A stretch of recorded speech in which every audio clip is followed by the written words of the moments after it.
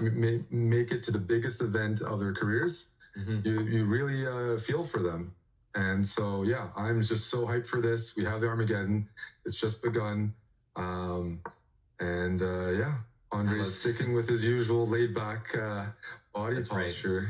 He wasn't laid back in that time scramble at the end, though. So I feel like we may see him slowly start to creep up in his chair, but he was trying to calm himself down after that. Remember, Esipenko with the white pieces is in a must-win situation. The only good thing for him is he had the white pieces, and he was in a must-win situation just moments ago, and he managed to do it. So he just needs to do it all over again. Yeah, we have a Rogozin, which is a pet opening of Aronian. He's really played that for most of his career, and it's an opening defined by pretty concrete lines. And that can be beneficial for Black and Levon. What Andrey needs is to be, he is a very strong, well-prepared player, so I do assume he's got things prepared here, because this is a opening Levon knows really well. It's not necessarily what you want when you're playing white, because then that time advantage might not be as significant if your opponent can, rattle out 20, 30 moves of theory, get into an endgame. Not as much pressure as you'd like. But here, let's see what Andrey comes up with. Levon playing quickly and confidently. This is a pet line of his. A feature of it you can see in front of us is Black right now has the bishop pair. Pawns are a bit looser on the king side. But the king's not necessarily weak on e8. It's hard to target just with the stray knight on h5. And oftentimes what white tries to do is eventually queenside castle, and then you might have time to put pressure on this h4 isolated pawn, or just go for a strategic approach. Just, playing it positionally, putting pressure on d5, h4, maybe f7 in the endgame. Black's compensation is the bishop pair. So when you see the move c6, it means probably that bishop on b4, if it gets uncomfortable, we'll slide back to d6. d6 can't be attacked. Also takes away that escape square for the knight on h5, which would be f4. So it's considered a very dynamic opening. If you it's also very similar to the previous one that comes up with because you will need some eyelids. This is really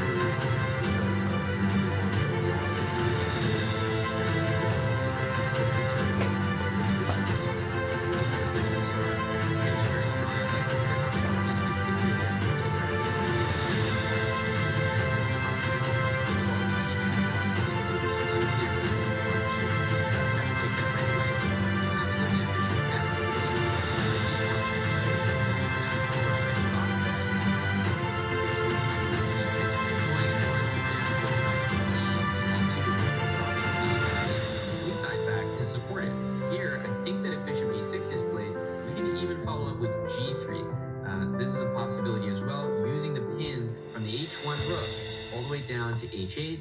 So I'm wondering if we're going to see it maybe transpose. He does go with bishop f3 anyway. Yeah, one of the problems with like g3, Black plays loose in this line, but it is theory. If you go g3 with a pin, maybe Black goes rook h6 or something, and you don't necessarily want to give Black an opportunity to trade off that isolated h-pawn and liquidate more pieces. So it's a bit of a dilemma. Andrey here, already losing most of his time advantage. That's and right. Faced with a decision, he goes 92. But again, Levon is comfortable here. The onus is on white to come up with a plan and a way to press. Bishop g4, I wasn't actually sure about it. I thought he was going to go bishop f5, the usual place. This trades things off. But I wasn't that thrilled with the bishop on f3 necessarily. If Black assumed the diagonal of bishop f5, I was kind of curious what would happen. a4, that's in that move to try to pry Black open, kick away the knight on b6. At least here, there's a sharp position. And one thing I like about white is there's stability here. When your knights are on e2 and f4 like that, you never have to worry about g2 hanging. You know that if Black trades that bishop, you just replace it with another knight, and then at least you can make the strategic argument. Even if we trade off queens or something, if this were an endgame, as long as that pawn is still on h4, pawn on f7, white has a better pawn structure, and all you need is something to push. Is a5 playable here? I'm looking at some weird move like a5, bishop b4 check, and queen to c8 or queen d7. And the idea of like rook a6 to trap the queen. But, overly fancy for sure. And the reason, though, that I was even looking at stuff like that is because I thought that if long castle, that maybe a5 and a6 was not really what you wanted to see. I actually don't know why Andrey played a4. Maybe as an idea here. I thought he was just going to prepare to queenside castle. Maybe double on the h5 with his rooks. Simple, maybe it's not very deep, but there's some serious drawbacks with what he's doing with the pawn here. You get it to a6, black often replies with b5 or b6. Rook d7, wow. Saying, you know what, you can take that. And the king loses some cover.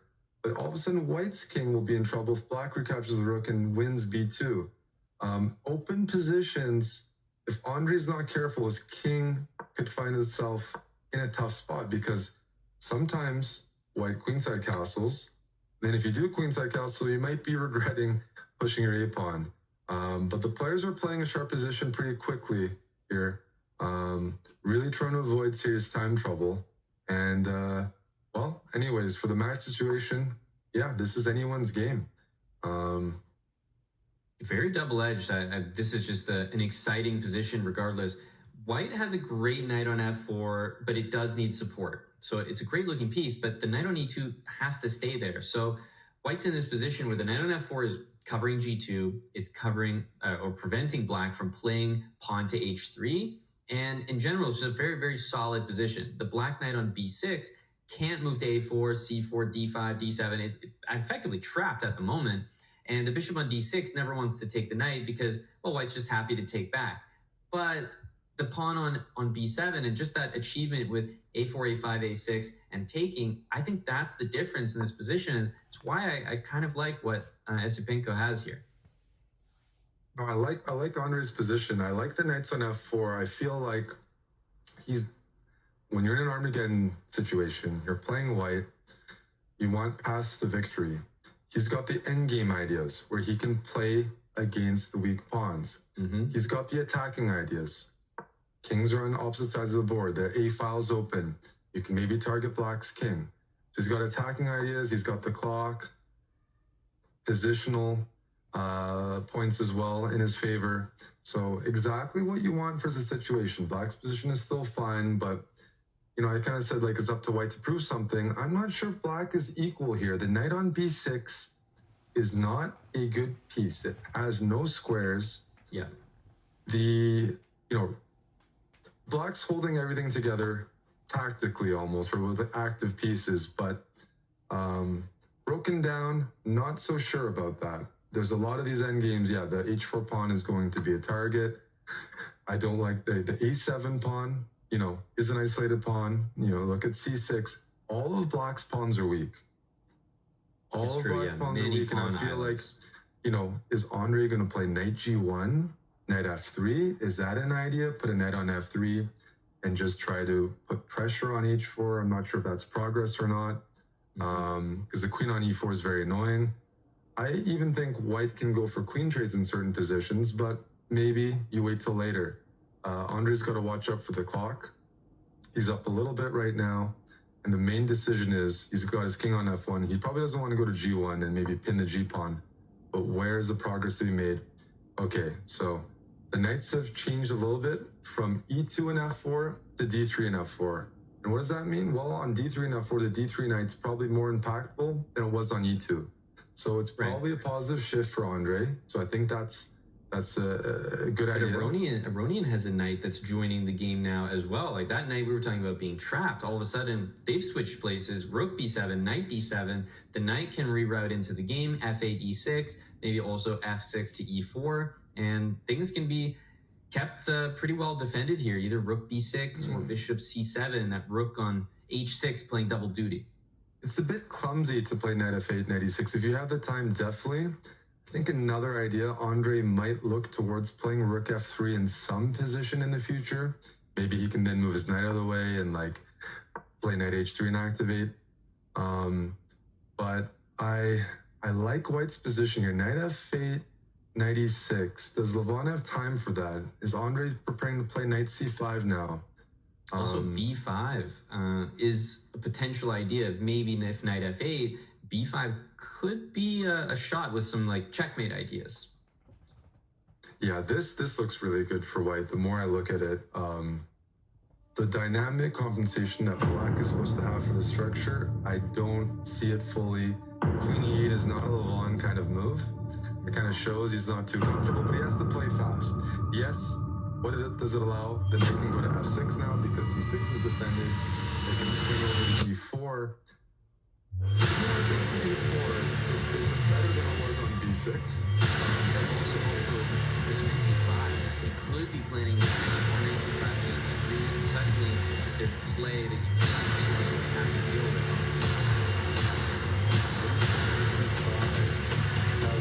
To use that h1 yes. Right here, to take a knight, yes, you don't need to do h5, but all it's just taking and then e2, not great, because the resulting position is just black having the back into the action here. So I wonder, knight takes e4, if queen takes e4, are we going to see potentially b5 again? Yeah, white has lost a bit of time in the last few moves, right? After I said I like the position. Knight on f4 is well placed, but it needed to be tethered by the other knight. Knight on e2, not happy about whatsoever. So Levon seems to be back on track, but that 30-second time advantage is so far maintaining for Esipenko. And but he needs to find progress. Yeah, I really wish that. He's not going to give him easy exchanges. He's not going to. He's not going to take on c5. The knight on e2. I want it to be on d3 because then we'd be supporting the b pawn, supporting the knight on c5. But the knight on e2 is feeling a little misplaced because I can't reposition it without the assistance of the other knight. If I play knight f4, that's going to be taken. f5. Levon is an active player, very dynamic. And if you give him a chance, you'll seize the initiative again. And look at that. So knight g5, the idea you spotted is great because that rook on h6 and pawn on h4 were blockaded, and that's a weakness. If he can get rid of it and get to Andrey's king, oof, you don't want your king open down to 2 minutes. Like, so h3, with h3, that's an interesting move. White might have e4 is coming. Yeah, queen e4, I want to go knight e1, but b4 is hanging. That's why even some of the moves that Andrey played, they're committal. It makes sense for the match, but all of a sudden the liabilities are piling up. I'm surprised by rook takes h3. I thought queen e4 was just a little bit annoying, hitting the rook on h1 and maybe the knight getting involved only afterwards. Queen e4 is a good spot. Because this, I mean, you don't want your knight on h3 probably. It's doesn't look like the best square for it. Still, queen e4 is absolutely the next idea here, so you have to get ready for that. I'm guessing knight c5, and if you play f4, something like queen h7, if you queen f5. Queen f5 of f4 is a nice way to improve the queen, and that knight's a bit offside. Yeah, that looks pretty good. The good thing for Andrey is that they keep taking a lot of time.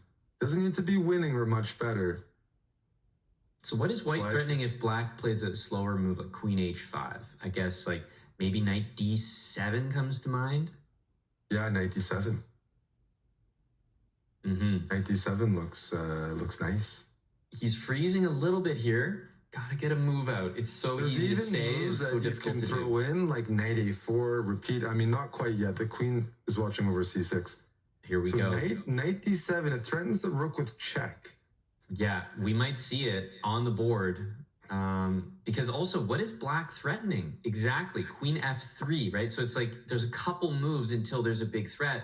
Knight d7 played, time ticking down. That looks like a big move. Yeah, queen f3, you can take the rook with check, and I don't think the tactics work because if you need to bail out, well, your queen is in time to defend f2. So he takes that. Isn't this just winning? King b7, knight g1. You know what? I was gonna play knight g1, queen h1, rook c. No, rook c1 doesn't work. That's me getting ahead of myself. Oof. I mean, you could literally just king e2, king d3, like get out of there. Because queen takes g1, queen takes f2 is the threat. Wait, queen takes f5. Queen takes f5. Does that work, Amon? Oh, wow. Queen takes f5, queen takes g1, king e2. Things are held. Coordination is incredible there after queen takes f5. That might be a knockout move. Queen takes f5, queen takes f5, knight takes g1, and you're still holding everything. So then you just move your knight away. No, that's not it. Queen takes f5 was the move that Andrey just missed. I think that holds everything. Here, there's a bunch of checks and things to watch out for. This still is a game and still playable. That's why you see the bar moving a little bit, because he had a chance for material advantage. If rook try c1 queen d1, but queen h4 or queen... I guess queen h4 is no good. Okay, what do? You just play knight f3 after that. This is easily swinging in Levon's favor. Time is even now. Can I go king c3? If knight e2 check, just move the king. He's got to move. Andrey's got to move here. That doesn't work. That's just not the move. You can play a6, and I don't see how that helps. He takes it now. Yeah, this is a worse version than previous, but he has to take. He's got to take. He just has to try to win this time scramble. Yeah, he has to take now. Oh my goodness, he's allowing queen takes f2. That can't be right. And then just a6 after. b4 as well. Yeah, a6. Levon can't get too low on time. Bring the knight in. He didn't even have to move that a pawn. I thought maybe knight f3. That's mate. Wow. That's mate. Checkmate. Wow, queen a2 coming, and Andrey's realized it. His chances have been extinguished. Levon Aronian wins with black to qualify. And on what a tense game. At some moment, Andrey was winning, and it just comes down to one move. And queen takes f5 is a hard spot. Levon finding tricky moves, tough choices. You see the players talking after the game. It's exhilarating. The adrenaline is crazy. He doesn't seem too demoralized because, I mean, what an incredible match between these two players. But I think he's realized he had queen takes f5. He played it later and probably saw how the queen actually was glued, defended everything. The rook on b1 and took away the checks. It's so tough to find those moves that just have beautiful coordination. But you can tell, I mean, just into the final hours of the evening, right? Pretty much the last two chess players in our beautiful venue here. Just incredible. And you can see the appreciation and respect for one another there. They won 2 games in a row each, and ultimately took Armageddon to separate them. Levon Aronian will be our final qualifier, as I think he's probably being prompted to head over to the key and etch his name there and claim that final qualifying spot.